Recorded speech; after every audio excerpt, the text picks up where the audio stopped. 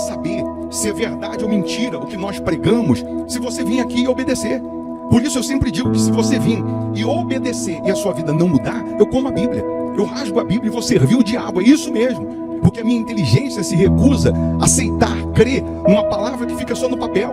Ora, se está escrito, tem que se cumprir. E Deus está lhe buscando, lhe chamando para mudar a sua história. Não é para você mudar de religião, não. De placa de igreja, não. O nosso Deus é muito maior que placa de igreja, que religião. O nosso Deus quer que você mude de vida, de história, de condição. E para isso, só depende de uma atitude sua. Deus nunca vai fazer o que você tem que fazer. O vir, o se tornar para Ele, o buscar esse Deus é contigo. Fazendo a sua parte, Ele fará a dele.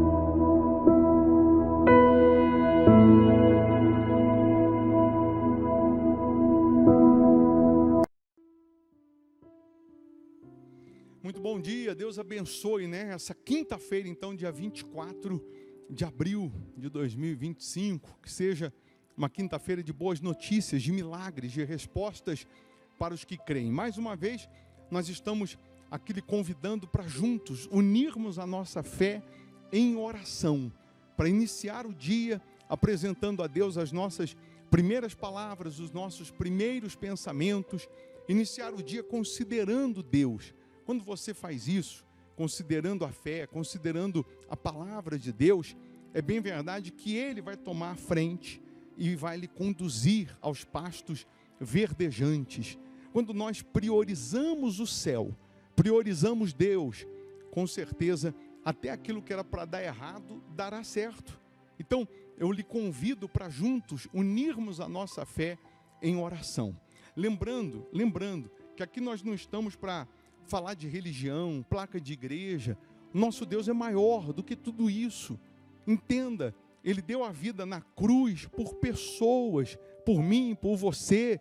Ele morreu na cruz para nos salvar. Não foi para salvar uma religião, não, uma placa de igreja, não. É para mudar a sua condição, é para mudar a sua história. E quando Ele diz, vinde a mim, os que estáis cansados e sobrecarregados, e eu vos aliviarei, é porque se você se torna para Ele, se você se volta para Ele, esse tormento acaba, esse sofrimento acaba, essa tristeza vai embora. Prepara aí um copo com água, ou uma caneca com água, eu tenho aqui a minha preparada. Uma vez a água consagrada, energizada pelo poder de Deus, ela vai simbolizar o poder de Deus. Onde essa água chegar, chegará a cura, chegará a força de Deus, chegará a presença de Deus. Ele é poderoso para fazer mais do que pedimos, mais do que pensamos. Agora, nesse momento, você pode escrever aqui o seu nome para a oração, o nome do seu familiar que você quer incluir na oração. Você pode escrever aqui qual é a área da sua vida que você está sofrendo, que você está padecendo. E nós vamos orar. Só de você se inscrever no canal também, que não paga para fazer isso, é só clicar em inscrever-se, você receberá uma cobertura de orações, porque nós estamos sempre orando pelos inscritos no canal, tá? Faça isso. E se você quer receber aí no seu WhatsApp, né, o link, todas as vezes que nós estamos ao vivo, dos cultos ou aqui na oração, nós enviamos na nossa lista de transmissão, pelo WhatsApp, nós enviamos o link que estamos ao vivo. Então, se você quer receber esse link, tem aí o número do WhatsApp, é só você mandar um oizinho aí, a minha esposa que responde, escreve assim, eu quero receber o link das reuniões. Aí ela vai te cadastrar aqui para que você receba esse link. Aí é só clicar, já vai direto. Mas para você receber esse link, você tem que salvar também o nosso número aí nos seus contatos. É só salvar. Coloca aí o nosso número, coloca aí Igreja Hospital da Alma e aí salva. Porque aí toda vez que você receber o link, quando você clicar, você já vai conseguir participar ao vivo. Tá bom? Mas sempre estamos aqui nesse horário buscando a Deus, sempre estamos aqui iniciando o dia considerando a palavra de Deus, considerando as promessas de Deus. Vamos juntos unir a nossa fé, vamos orar? Se possível, feche os seus olhos. Meu Pai, em o nome do Senhor Jesus, que privilégio, meu Senhor, é saber que a Tua palavra continua viva, eficaz e mais cortante que uma espada de 2 gumes. Como é bom saber que o Senhor cuida da gente nos mínimos detalhes. Nesse momento de oração, meu Pai, nós não sabemos qual é a real condição ou situação dessas pessoas, mas o Senhor, que é onipresente, onisciente, onipotente, o Senhor conhece cada lágrima, cada dor, cada aflição. O Senhor pode agora tocar naquelas pessoas que se encontram aflitas, desesperançadas, angustiadas. O Senhor pode agora curar o enfermo, libertar o cativo, levantar o caído. O Senhor pode nesse momento colocar um basta, colocar um ponto final nesse sofrimento que essa pessoa ela traz consigo já há tanto tempo. Essa pessoa que já não aguenta mais sofrer, já não aguenta mais padecer, já não suporta mais tantas humilhações, tanta vergonha, tantos fracassos consecutivos. Mas nós sabemos, meu Pai, que onde chega a Tua luz, as trevas vão embora. Onde chega o Teu poder, o mal desaparece. Então toca agora, cura essa pessoa dessa dor, dessa enfermidade. Livra essa pessoa dessa depressão, dessa tristeza. Oh meu Deus, assim como o som da minha voz chega até essa pessoa, faça chegar esse poder libertador, esse poder restaurador, transformador. Eu determino agora que toda ação do mal caia por terra, toda maldição que ela seja quebrada, em o nome de Jesus, todo mal sai agora, e que a Tua paz, meu Deus, que excede todo entendimento, possa envolver essas pessoas. Que este dia seja de boas notícias, seja de boas novas, que esse dia seja de vitórias, meu Pai. Oh meu Deus, consagra a água que ela preparou, quando ela beber dessa água, que ela receba saúde física, saúde espiritual. Abençoa os inscritos aqui no canal, abençoa todos que o nome foi colocado aqui na oração, meu Pai. Que essas pessoas sejam agora tocadas pelo Teu poder, pela Tua presença. Que haja proteção nessa casa, que haja salvação nesta casa. Abençoa as famílias, abençoa os fiéis da sua casa, meu Deus. Aqueles que vêm semeando nessa obra, que eles possam colher a 100, a 60, 30 por 1. Que de fato o Teu nome seja glorificado na vida dessas pessoas. Ah, meu Deus, levanta o caído, fortalece o fraco, renova as forças dessas pessoas. Aí onde você está, minha amiga, meu amigo, respira fundo, receba paz, receba vida, receba a presença de Deus. Ele segura nas tuas mãos, Ele te levanta, Ele te sustenta. E você que crê, diga: eu posso, eu consigo, eu realizo em nome de Jesus. Amém. Amém? Beba dessa água, crendo no poder de Deus. Se tinha uma dor, procura, mexe, aperta, faz o que você não podia fazer, pode fazer. Nesse momento chega o poder de Deus até você. Nesse momento a luz chega até você. Deus, Ele está de braços estendidos para lhe salvar, para lhe abençoar. A Igreja Hospital da Alma fica aqui na Avenida Amazonas, 1744, aqui em Belo Horizonte, Minas Gerais, a 200 metros da Praça Raul Soares. Nessa sexta-feira, mais uma vez nós estaremos realizando aquele culto de limpeza espiritual, solução de problemas antigos, cura dos vícios, às 8 da manhã e principalmente às 7h30 da noite. 7h30 da noite a gente transmite aqui pelo YouTube. Por isso que é importante você estar inscrito aqui no canal. Nós temos membros virtuais que moram em outro estado, país, cidade distante, que toda sexta, 7h30 da noite, ele senta lá na frente da televisão, lá, ele coloca lá no canal, ele participa do culto como se ele estivesse aqui. E assim ele participa das bênçãos. Assim ele também participa das promessas de Deus. É o que Deus está fazendo, Ele está te buscando. Claro, você mora em Belo Horizonte, região metropolitana, você vem presencialmente. fazendo a sua parte, Deus faz a dele. E lembrando, nós não estamos lhe chamando para você mudar de religião, não. É de vida, é para mudar de vida. Traga um borrifador nessa sexta-feira, um frasquinho com água. Um frasquinho de borrifar água. Traga para a gente colocar aqui a água que está sendo consagrada a semana inteira aqui na mesa do altar.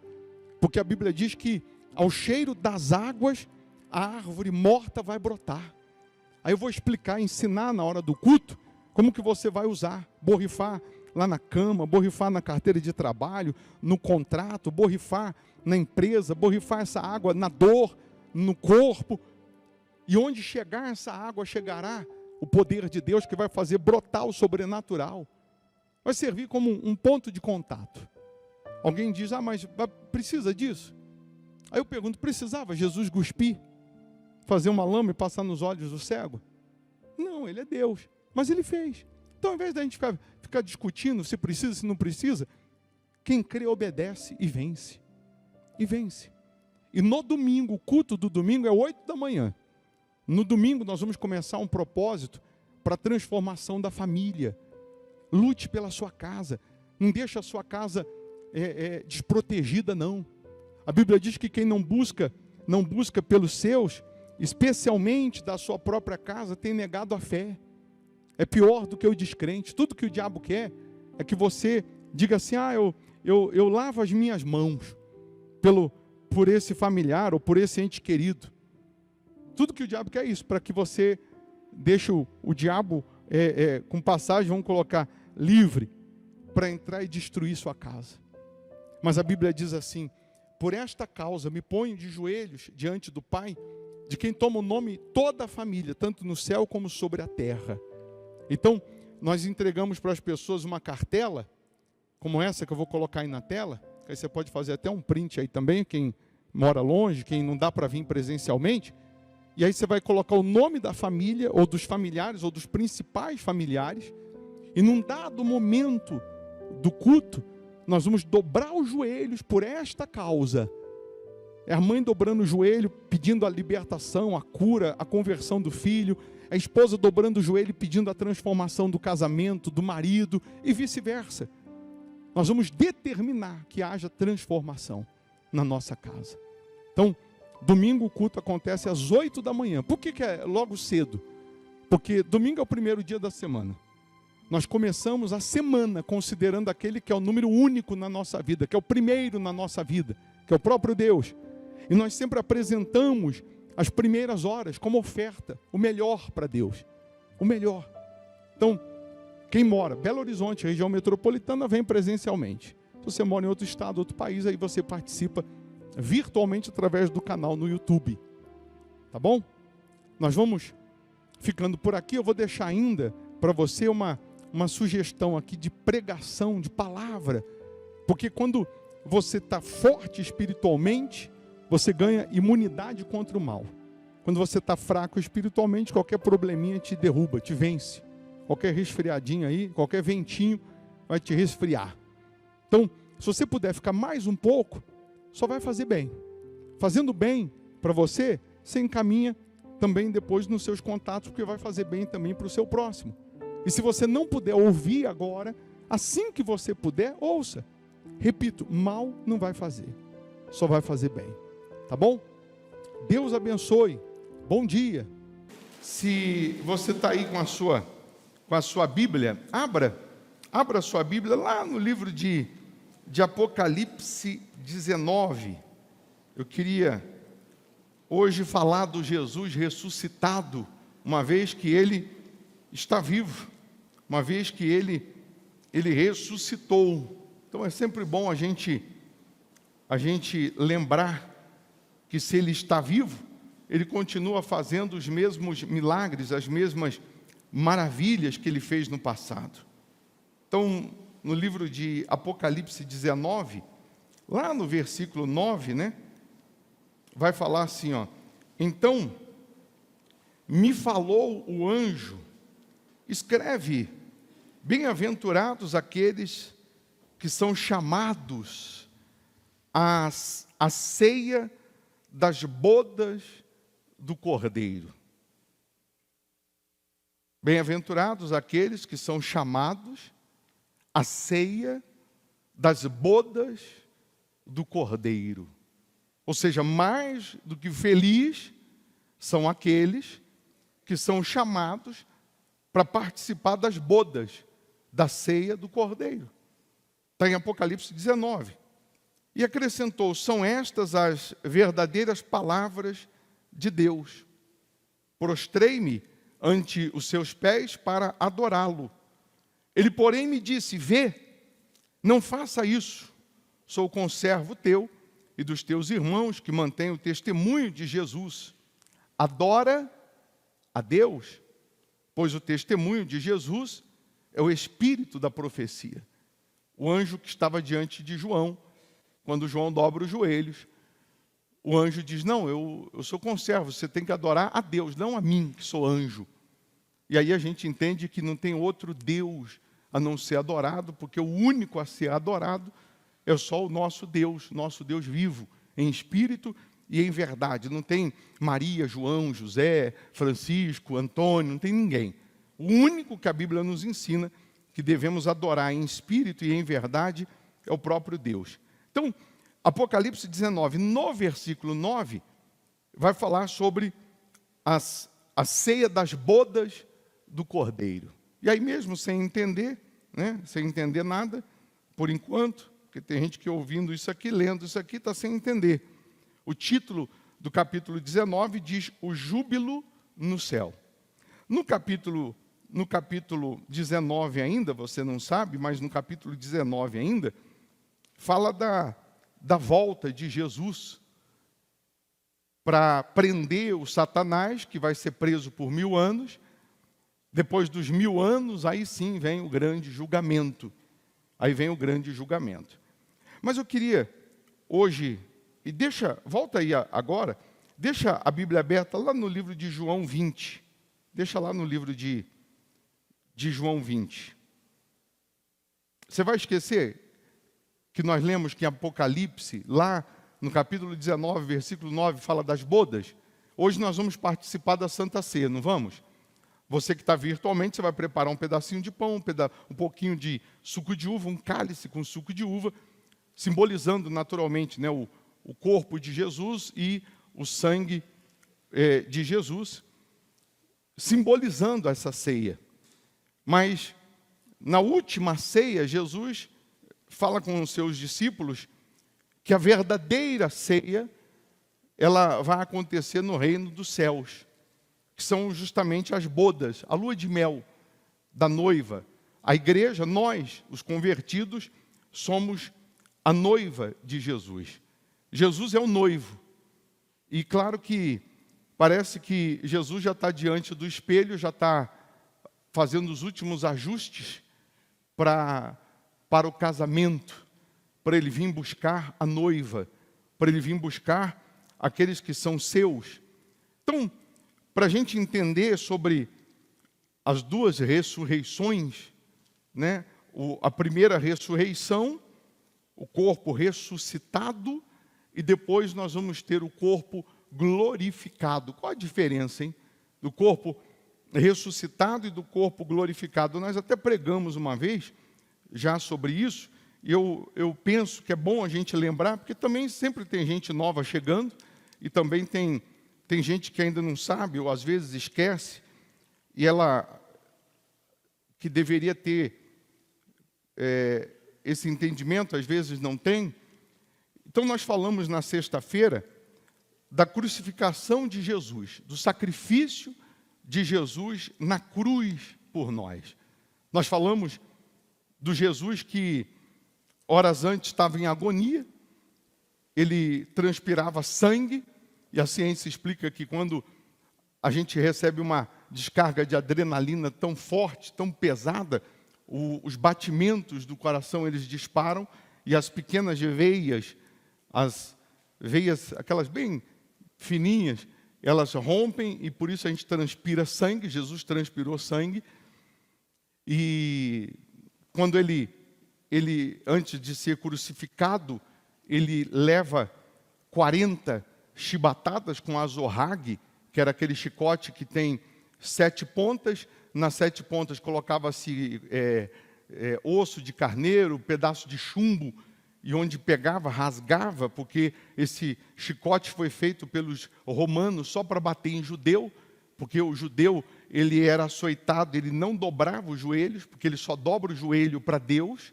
ele só se curva para Deus, e aí tem aquela máxima das 10 menos uma, porque ele levava 10 chicotadas, cada uma valia por 7, onde pegava, rasgava a carne, desfigurava. Mas a 11ª ele já não aguentava, o corpo já estava em espasmo, os joelhos tremiam e ele dobrava os joelhos. Mas o nosso Jesus levou 40 chibatadas menos uma, 40 vezes 7 dá 280 chibatadas. A Bíblia diz que ele ficou desfigurado, onde pegava no rosto, onde pegava no corpo, desfigurava. Colocaram, você sabe, a coroa de espinhos na cabeça dele, os espinhos tinham de 12 a 15 centímetros. Então, quando foram colocar ele na cruz, a cruz não tinha a medida dele, porque a cruz ela era feita 5 dias antes do condenado da morte de cruz, então ela era feita na medida. E Jesus, ele foi pego de surpresa à noite, ninguém preparou, não deu tempo de preparar a cruz, pegaram uma outra cruz, e por isso o salmista diz, esticaram o meu Senhor, porque para colocar ele de um lado, para colocar o braço dele do outro lado, tiveram que deslocar, por isso o salmista diz, esticaram o meu Senhor. A cruz tinha, eles eram crucificados 45 graus, mas Jesus foi crucificado para frente, e para frente as escápulas oprimem o pulmão, e ele não consegue respirar. Pela ciência, ele duraria mais ou menos 15 minutos nessa posição, e Jesus, ele ficou 3 horas. Dizem que ele tinha que forçar para trás, respirar, e segurava. Jesus, ele vai esgotando todas as suas forças e todo o sangue na cruz, porque ele sabia que o sacrifício perfeito não é de carne espremida, oprimida, mas é de sangue derramado. Quando não tem mais sangue, enfiam uma lança do lado dele e sai água.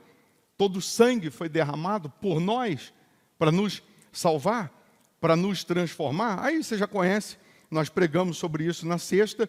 Jesus, ele não morre. Tem uma música antiga, se eu não me engano, é do padre Zezinho, que diz, e mataram Jesus de Nazaré, mas ninguém matou, ele entregou o Espírito, porque o último inimigo a ser vencido, está lá em 1 Coríntios 15, é a morte. Jesus, ele encontra com a morte 3 vezes, na filha de Jairo, que estava morta, no filho da viúva de Naim, que o cortejo já estava no meio do caminho para o cemitério, e na morte de Lázaro, que estava morto já há 4 dias, enterrado, cheirando mal. E as 3 vezes que Jesus encontra com a morte, Jesus então vence a morte. A filha de Jairo ressuscita, o filho da viúva ressuscita, Lázaro ressuscita. E aí, isso também simboliza que se em alguma área da sua vida existe morte, se em alguma área da sua vida existe essa morte na saúde, no financeiro, no sentimental, no espiritual, então o nosso Senhor Jesus pode ressuscitar. A morte da filha de Jairo é aquele problema que você está vivendo só dentro de casa, só você sabe, só os seus sabem, e Jesus vai lá e resolve. A morte do filho da viúva, lá de Naim, já tinha espalhado para a cidade, e o enterro estava sendo feito já, o cortejo, a cidade toda já sabia, mas Jesus parou o cortejo e ressuscitou. E a morte de Lázaro, todas as cidades já sabiam, e Jesus mesmo assim foi lá e ressuscitou Lázaro. Então, são problemas que às vezes você está enfrentando, e que às vezes você olha e diz, não tem mais solução, não tem mais como vencer, não tem mais saída, mas Jesus, ele chegando, ele resolve, não importando o estado ou o diagnóstico. Não importando o diagnóstico. E aí, na cruz, Jesus entrega o Espírito, e nesse momento que ele entrega o Espírito, ele vai pregar. O corpo está ali na cruz, a gente já sabe, depois vai ser envolvido num lençol, vai ser levado ao túmulo, mas o Jesus que está ali dentro, o Cristo que está ali dentro, ele vai pregar nas regiões baixas, está escrito isso. Ele vai pregar para todos aqueles que morreram nos 4.000 anos antes dessa data e morreram sem ouvir sobre o perdão. É nessa hora que ele vai pregar para esses que dormem espiritualmente falando, e aí acontece um terremoto e alguns mortos são vistos na cidade pelos seus familiares. Porque senão não teria razão, a gente, depois de Jesus, tem o perdão, e quem morreu antes não teria. Jesus foi pregar. Mas aí você fica pensando, mas peraí, o corpo não volta ao pó? Se o corpo volta ao pó, como que esses que morreram antes daquele dia da cruz, pôde aparecer na cidade? Pessoas viram, alguns parentes, familiares viram essas pessoas ressuscitadas, corpo ressuscitado. A matéria voltou ao pó, mas a fisionomia, o corpo ressuscitado continuava. E aí, eu queria que você lembrasse que o Jesus ressuscitado no terceiro dia, esse Jesus ressuscitado, ele tem a fisionomia, ele tem a mesma aparência. Os furos nas mãos continuam, mas o corpo ressuscitado agora não tem sangue, não tem mais sangue ali. As feridas, o que desfigurou, pode ter marcas ali, mas ele não está mais, pelo menos o que a Bíblia apresenta depois da ressurreição, é só o furo na mão, que ele vai mostrar esse furo para Tomé, 8 dias depois do domingo da ressurreição, 8 dias Tomé vai colocar o dedo no furo. Mas aí, por que esse corpo agora ressuscitado, ele não tem sangue? Porque não teria porquê. Jesus derramou todo o sangue por mim e por você, e na ressurreição o sangue voltar para o corpo dele. Não, o sangue de Jesus continua aqui até hoje, clamando na terra. O sangue de Jesus está até hoje aqui, derramado por aqueles que o buscam, por aqueles que se rendem a Ele, por aqueles que se arrependem dos seus pecados. Esse sangue, ele está valendo até hoje. E aí, o Jesus ressuscitado agora, esse corpo ressuscitado, ele atravessa agora paredes. Esse corpo ressuscitado, agora ele tem um poder um pouquinho diferente do corpo natural, porque Jesus, os discípulos estavam fechados dentro de casa, com medo dos romanos, estava tudo trancado, e Jesus aparece no meio deles. Esse corpo ressuscitado é aquele que vai caminhando 11 quilômetros no caminho de Emaús com 2 discípulos no domingo da ressurreição, porque esses discípulos estavam saindo de Jerusalém e era para não ter saído, Jesus tinha falado isso. E aí, no meio do caminho, Jesus aparece para eles, mas eles não reconhecem que é Jesus, e Jesus caminha com eles conversando 11 quilômetros. Esse corpo ressuscitado, ele parte o pão, porque quando eles vão chegando em casa, em Emaús, eles convidam Jesus para entrar. Jesus não se oferece, Jesus faz menção de passar adiante, porque Jesus, eu queria que você guardasse essa frase, ele só entra onde ele é convidado e ele só permanece onde ele é considerado. Jesus não se ofereceu, mas Jesus fez menção. Então, tá bom, chegaram em casa? Estou indo. E eles convidam Jesus para entrar. Quando eles convidam Jesus para entrar, o judeu, ele tem essa tradição, quando ele convida alguém, esse alguém, quando está à mesa, ele é convidado por ele ser uma pessoa que foi convidada pelo dono da casa, pelo anfitrião. Então esse que está à mesa, ele é o que parte o pão. O judeu, ele não chama Deus de pai. Ele entende que chamar Deus de Deus é infinitamente maior do que pai, porque na cabeça do judeu, pai é o paterno aqui, é a pessoa biológica aqui, então Deus é infinitamente maior. Para o judeu, chamar Deus de pai é como se ele estivesse menosprezando Deus.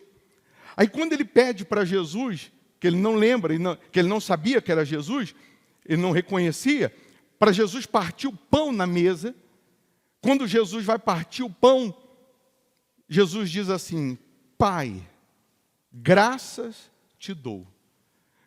Parece que eu vejo Jesus, quando Jesus fala assim, Pai, graças te dou. Na hora, eles assustam porque eles não chamam Deus de Pai. Parece que eles vão repreender esse homem que eles convidaram para comer e falar, não, é para Deus que a gente tem que orar. Mas quando eles abrem os olhos, a Bíblia diz que como escamas caem dos olhos, e Jesus não aparece, Jesus não está mais ali. Esse corpo ressuscitado some, no estalo. Aí na hora cai a ficha, eles dizem, é Jesus.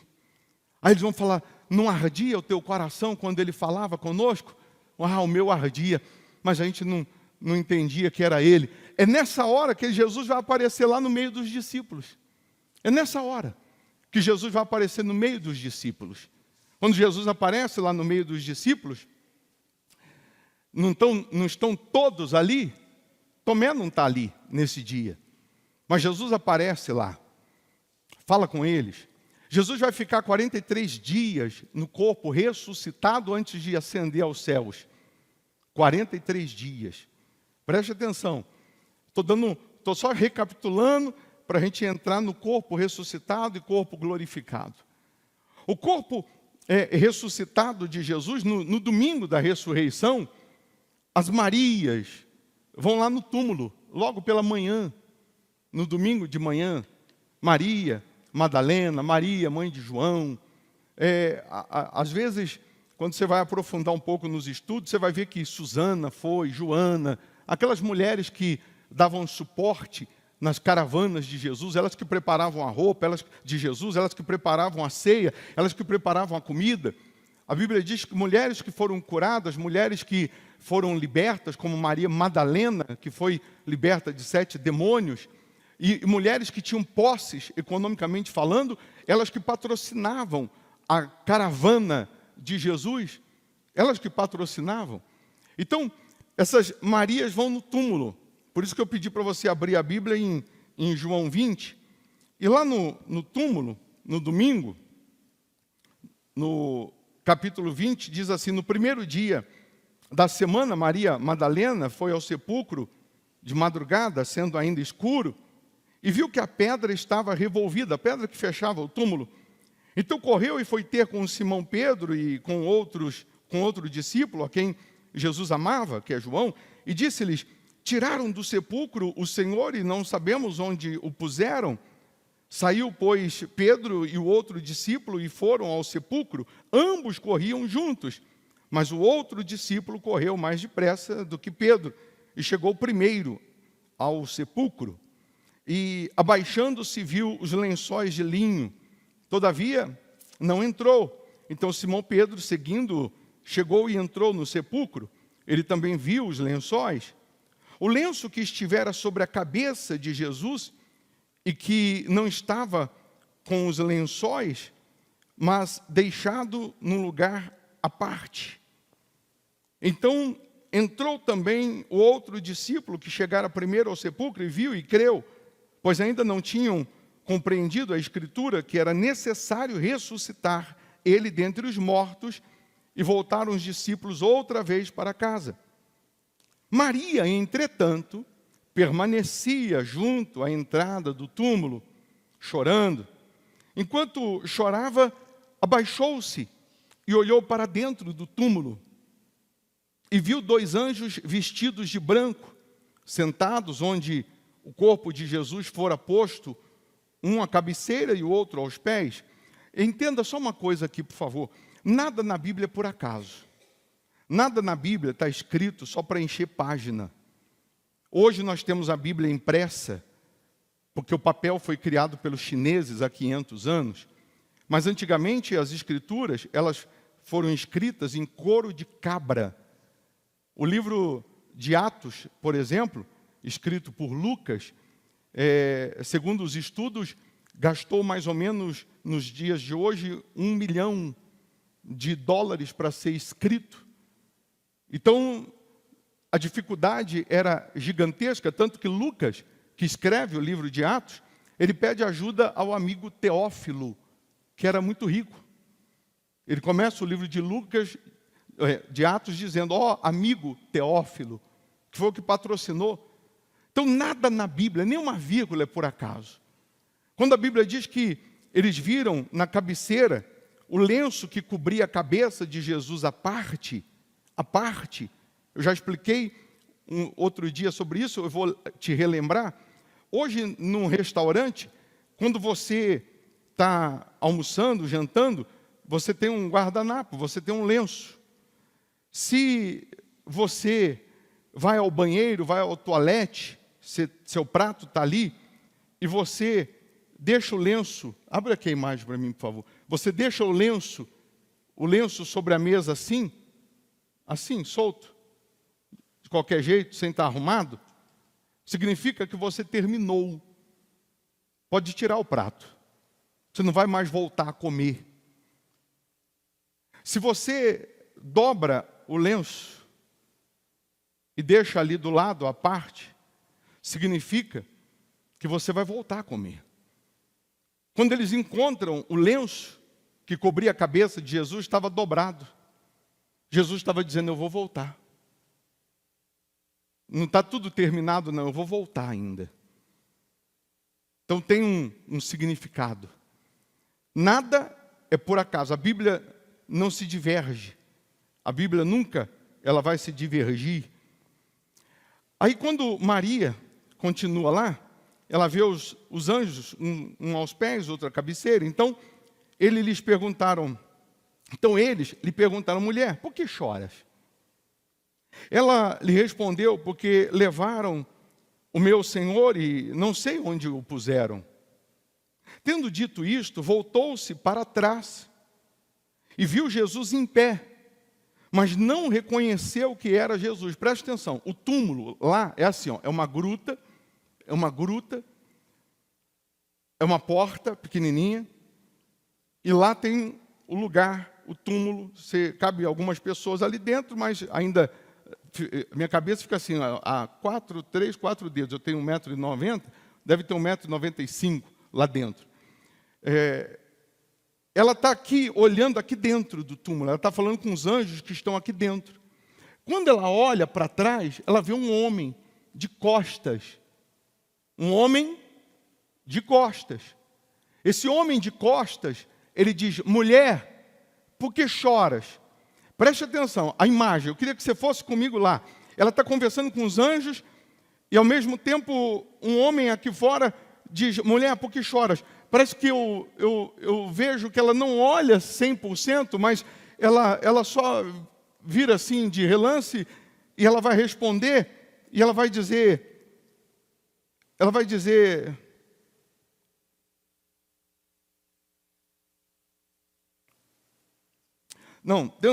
voltou-se para trás, viu Jesus em pé, não reconheceu que era Jesus. Perguntou-lhe Jesus, aí esse homem de costas, ele pergunta, mulher, por que choras? A quem procuras? Ela, supondo ser ele, o quê? O jardineiro, porque ela está meio assim em êxtase, falando com os anjos que estão ali, sentados na cabeceira. Ela olha de relance, um homem de costas pergunta, mulher, por que choras? A quem procuras? E ela pensa que é o jardineiro.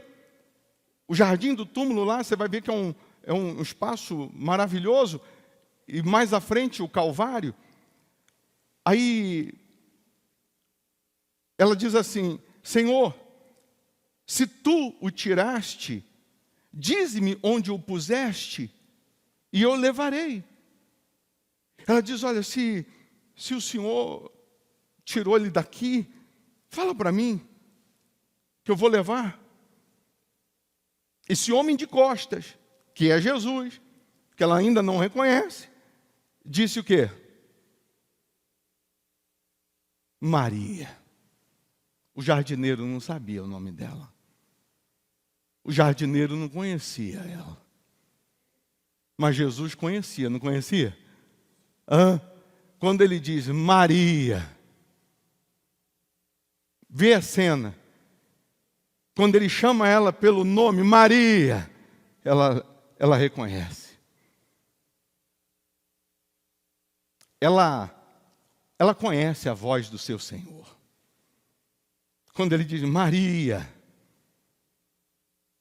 ela voltando-se, lhe disse, em hebraico, Raboni, que quer dizer mestre. Parece que nessa hora a gente vê que ela vai correr para abraçá-lo. Você faria isso? Recomendou-lhe Jesus: não me detenhas. Não toque ainda em mim, porque ainda não subi para meu Pai. Ainda sou um corpo ressuscitado e não glorificado.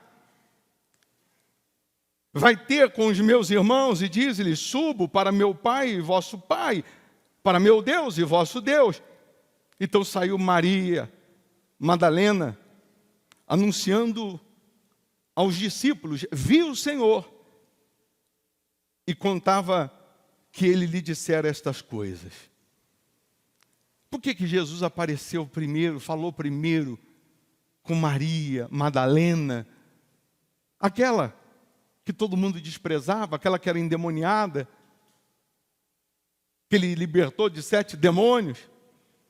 Porque, se você não reparou, foi ela que ficou ali no túmulo. Ela permaneceu ali.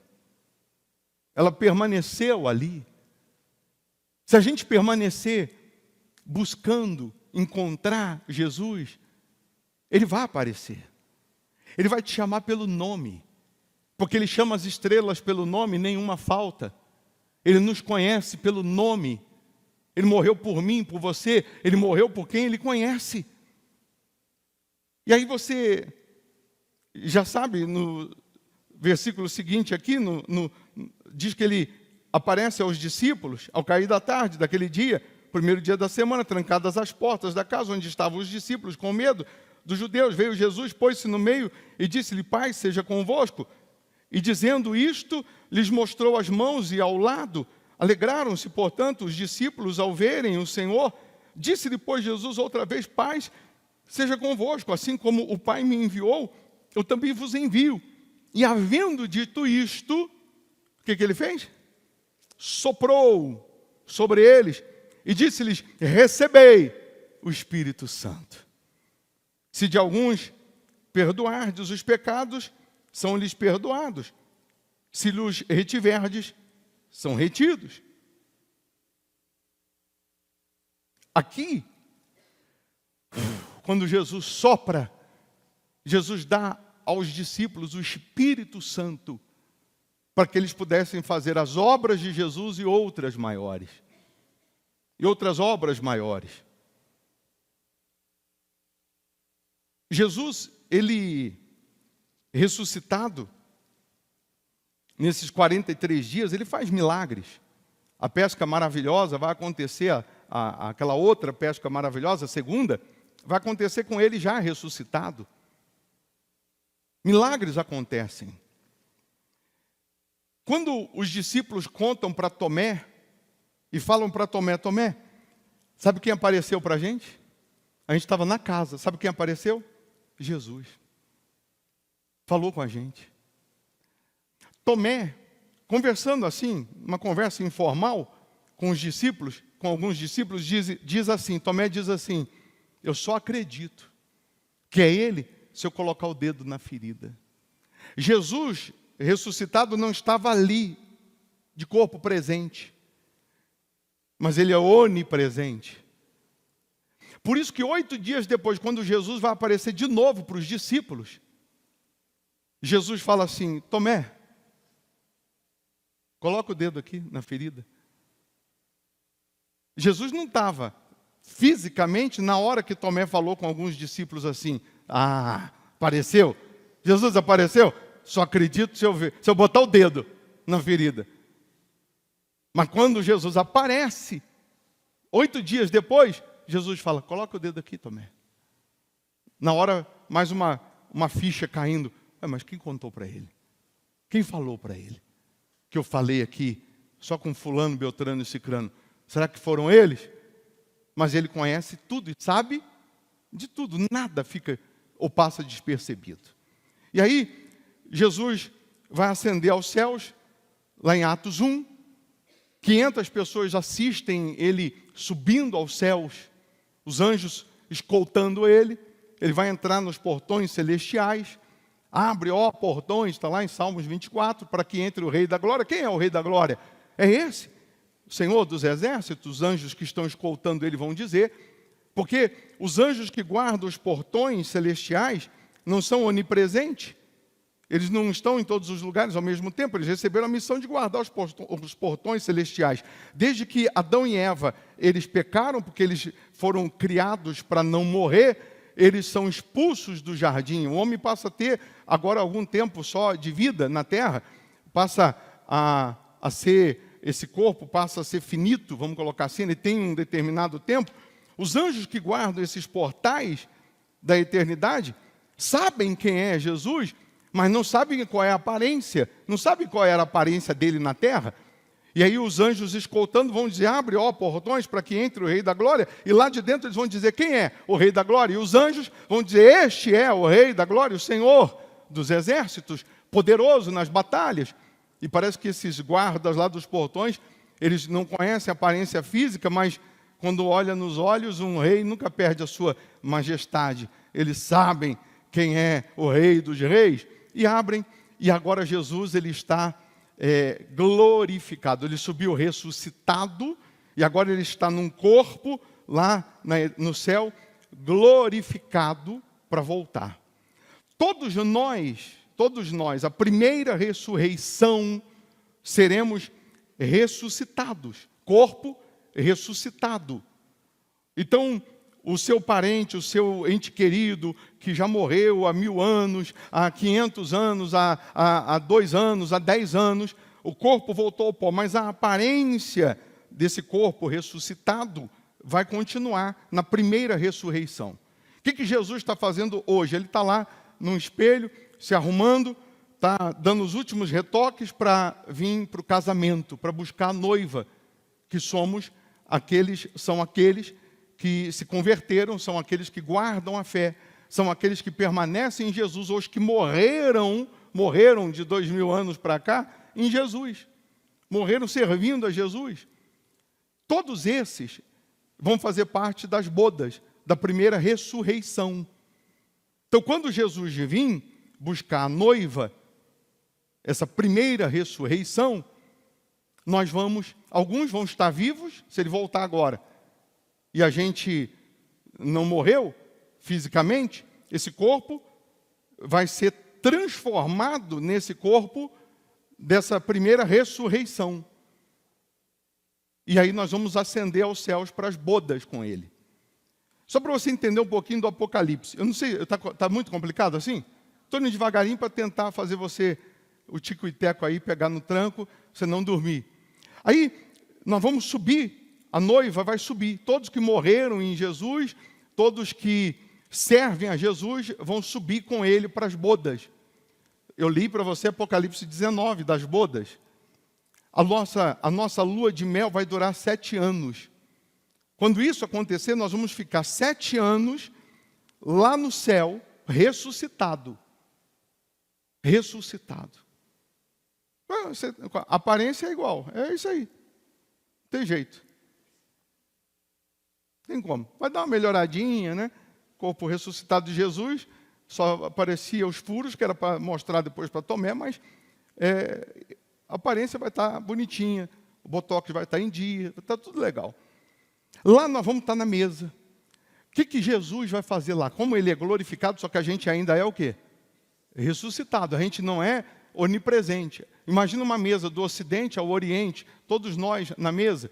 Jesus vai servir para a gente o fruto da árvore da vida. Agora está permitido. As folhas da árvore da vida, está lá em Apocalipse 21, ele vai fazer um suco, um vinho, o vinho da ceia, o vinho com as folhas da árvore. Nós vamos participar, nesses 7 anos, de uma festa de lua de mel. Nesses 7 anos, o Espírito Santo saiu daqui, ele foi embora junto com a gente, com a primeira ressurreição. Aqui embaixo, a terra, os que ficarem aqui nesses 7 anos, o anticristo, ele já se identificou. O anticristo, nos primeiros 3 anos e meio, será uma pessoa excelente.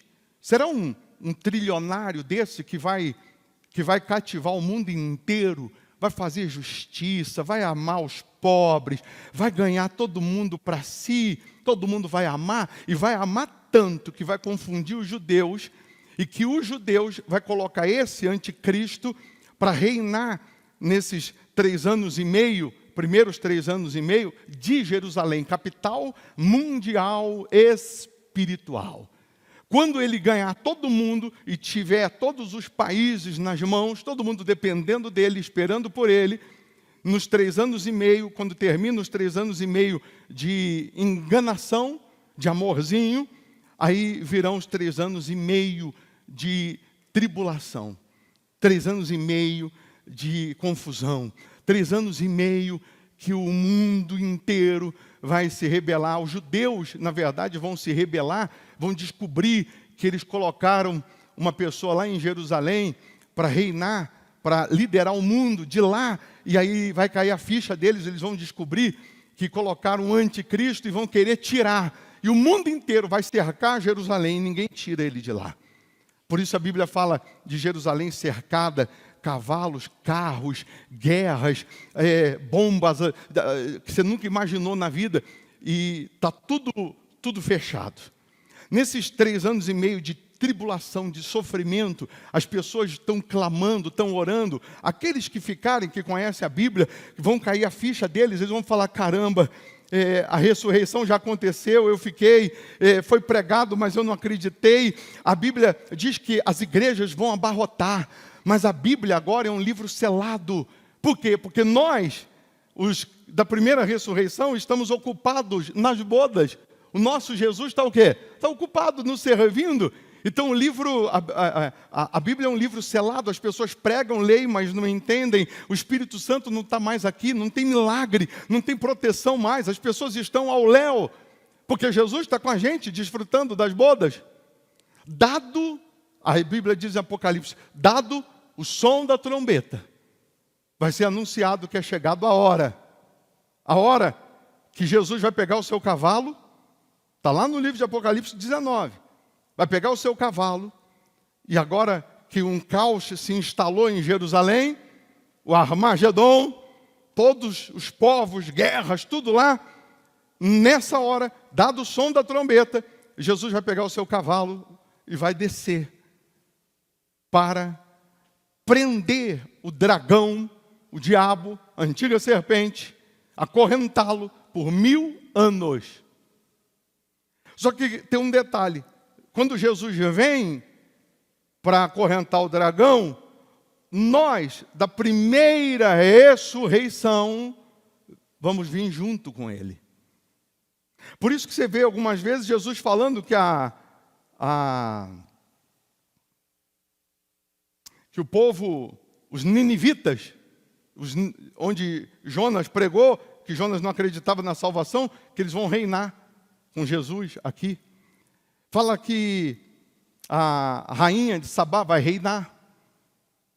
E aqueles que foram da primeira ressurreição vão reinar com Jesus. Quando a gente chegar em Jerusalém, no corpo ressuscitado, preste atenção, ressuscitado, Jesus vai amarrar o dragão por 1000 anos. E ali Jesus vai dar o mundo inteiro aqui para os da primeira ressurreição liderar.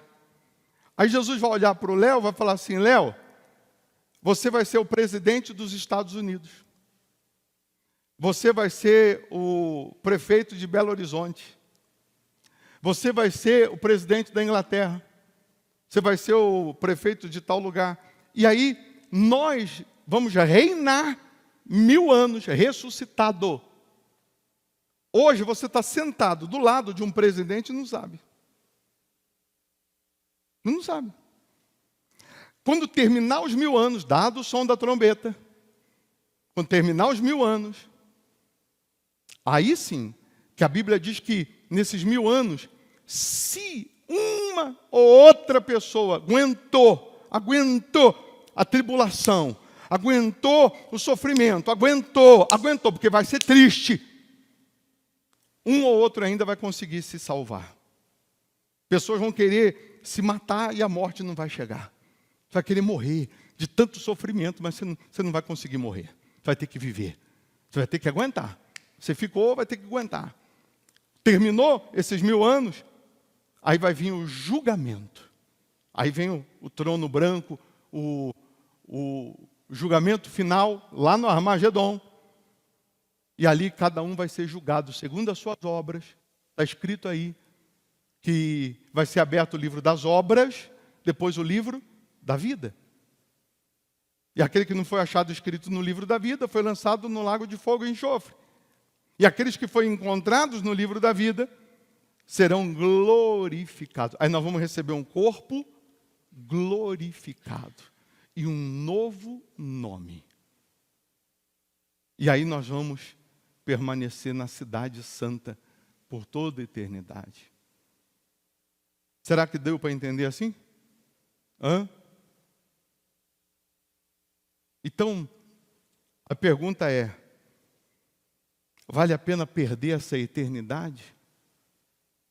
Porque você está guardando a mágoa, e por causa dessa mágoa você não vai na primeira ressurreição? Nós vamos ascender ao terceiro céu. O primeiro céu é esse aqui, dos pássaros que você vê. O segundo céu, a atmosfera. E o terceiro céu, onde está a Nova Jerusalém. Será que vale a pena a gente abandonar essa vida eterna, gloriosa, porque a gente permanece agora em alguns momentos do pecado, do prazer do pecado, porque a gente insiste em não obedecer a palavra, e não se sujeitar à palavra, e não ser fiel? É claro que você está dizendo: não, eu faço qualquer coisa, eu faço de tudo para ter essa eternidade. Mas de repente, se Jesus voltasse ontem para buscar a noiva, a igreja, você tinha ficado. Se ele voltasse ontem, você tinha ficado. Se ele voltasse agora há pouco, você já tinha ficado. Vale a pena a gente abandonar o que não presta. Vale a pena a gente se curvar para Ele, se render a Ele e permanecer nele. Porque a qualquer hora o noivo volta. A qualquer hora você morre. Se eu morrer hoje, Jesus voltou hoje para mim. Acabou. A minha chance era enquanto eu estava vivo, de tomar decisões. Depois que morreu, não adianta rezar missa, acender vela. Não adianta. A decisão é enquanto estamos vivos. Então cabe a cada um se avaliar. Cabe a cada um verificar. Eu falei um pouquinho do sacrifício da cruz de Jesus, porque o sacrifício perfeito, às vezes que Ele nos chama para fazer uma oferta de sacrifício, será que a gente faz o que é perfeito? Será que a gente coloca toda a nossa força, como Ele colocou toda a força, para que na cruz o sacrifício fosse perfeito? Porque não era só morte de cruz, não era só simplesmente ir lá e morrer. Ele gemeu como ninguém gemeu. Ele sofreu como ninguém sofreu. Salmos diz que o coração derreteu como cera. A ciência explica que a dor foi tão grande, mas tão grande, que é como se o coração explodisse, o coração derretesse. A dor física foi tão grande que ele sofreu, que um ser humano comum não aguentaria. Ele era um ser humano comum, sujeito às mesmas coisas que nós, mas ele foi no extremo do limite do corpo humano para o sacrifício ser perfeito. Então, o nosso Jesus ressuscitou e Ele está vindo para nos buscar. A noiva somos nós. É fato que quando alguém vai se casar, ela fica se preparando antes, ela prepara tudo antes. Ela tenta preparar tudo. Ela vive aqueles dias que antecedem o casamento, só pensando na festa do casamento, no casamento, nos pequenos detalhes. Será que a gente está assim?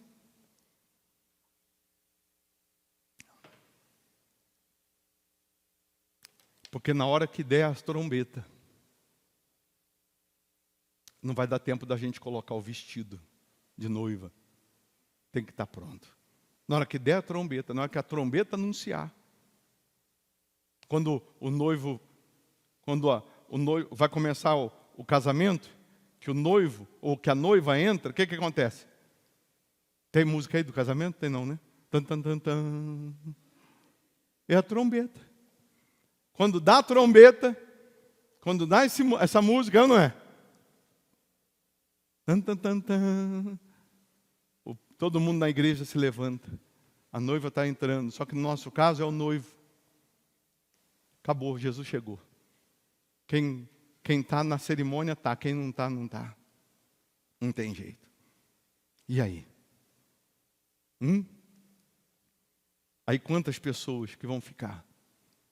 Porque discordava do dízimo, discordava disso, discordava daquilo, eram os apedrejadores, os críticos, os que queriam saber mais. Vão ficar.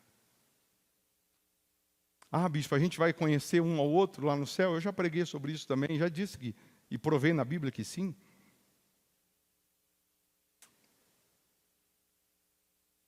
Então hoje a gente vai participar da Santa Ceia. Você está virtualmente, pega um pãozinho aí, um cálicezinho de suco de uva, e daqui a pouco a gente vai participar. Mas a verdadeira ceia vai ser lá em cima, nas bodas. 7 anos de festa. Aqui embaixo vai estar difícil. Aqui embaixo não vai estar fácil, não. Você que vai ficar aqui, você vai ver como que é. Aí você pode, a igreja aqui pode ficar à vontade, prega, faz culto, fica à vontade. Mas é como um livro selado. A gente está tendo chance agora. Aproveita. Amanhã pode ser muito tarde. É ou não é? Bispo, eu vou me arrepender, eu vou abandonar o pecado, eu vou assumir Jesus. Então, muda suas atitudes, decisões, que na primeira ressurreição nós vamos estar juntos. Amém? Não quero esperar a segunda, não. Porque a segunda, a Bíblia diz que vai ser quase impossível. Se a Bíblia diz que vai ser quase impossível, eu vou falar uma coisa para você, vai ser triste. Muito triste. Fiquem todos em pé. Vamos buscar a presença dEle, o Espírito dEle. Aí nós vamos ter o corpo glorificado. Aí é uma outra história. Como vai ser o corpo glorificado? Não sei. Eu sei que transfigurado lá no Monte da Transfiguração, quando Jesus se transfigurou, a Bíblia diz que as vestes eram brancas como a neve. Mas todos nós, que somos a noiva, que vamos participar da primeira ressurreição, vamos ter uma lua de mel de 7 anos. Espero que você esteja lá.